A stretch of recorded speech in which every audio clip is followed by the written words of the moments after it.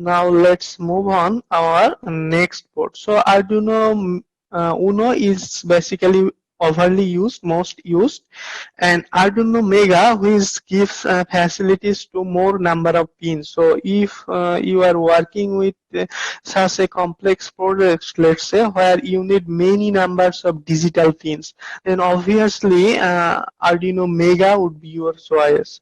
So in case of Arduino Mega 2560, it is based on Atmega 2560 series, and it has 54 digital IO pins. So if you notice here total it has 54 digital IO pins. Okay, 54 digital IO pins. Among these 54 digital pins, it has 15 PWM pins. So 15 pins, 15 digital pins, you can use them as PWM facilities to control the brightness of an LED, let's say, or to control the speed of a motor, etc.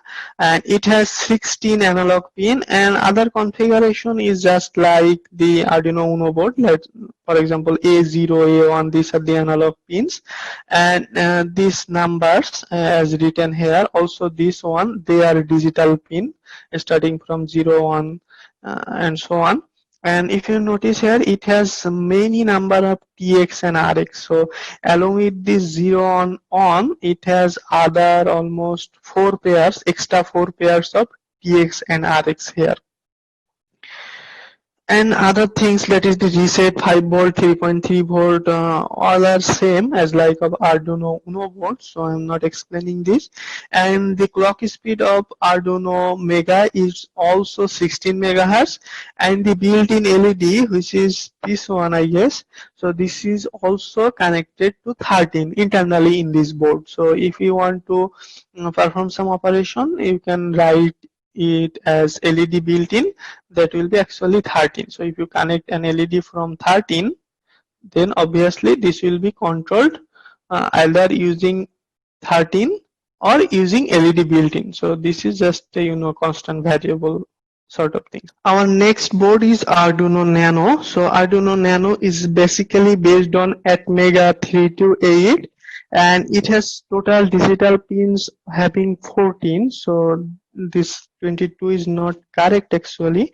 Initially I have taken this data from Arduino main website, but I think they have mentioned it wrongly, since if you notice here, this is 0, 1, then 2, 3, this is 12, this is 13. So starting from 0 to 13, it has total 14 number of digital pins. So Arduino Nano has 14 digital pins, and among these 14 pins, we have 6 PWM facilities.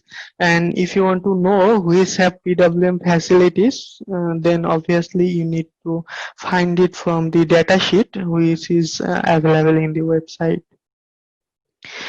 And next, it has 8 analog input pins starting from A0 to A7. These are the analog input pins, and this is the main USB facilities here. So through this you can connect it in PC, and there are also this V-in, and if you notice, this is very smaller in size as compared to Arduino Uno or Arduino Mega. So let's say if you are doing an experiment or a project where space is a very crucial factor, so then obviously Arduino Nano will be your choice. But if you want to perform task using Arduino Nano, then you need to be very good at soldering, because in the previous boards, for example Arduino Mega, these pins, you can just put a male male wire here anywhere, then it will be connected. But in case of Arduino Nano, it is not connectable to that male wire. You need to have soldered here. So you need solder, and you need very precise soldering, because all pins are very adjacent to each other. That's why you need to be very good at soldering. So this is the Arduino Nano board.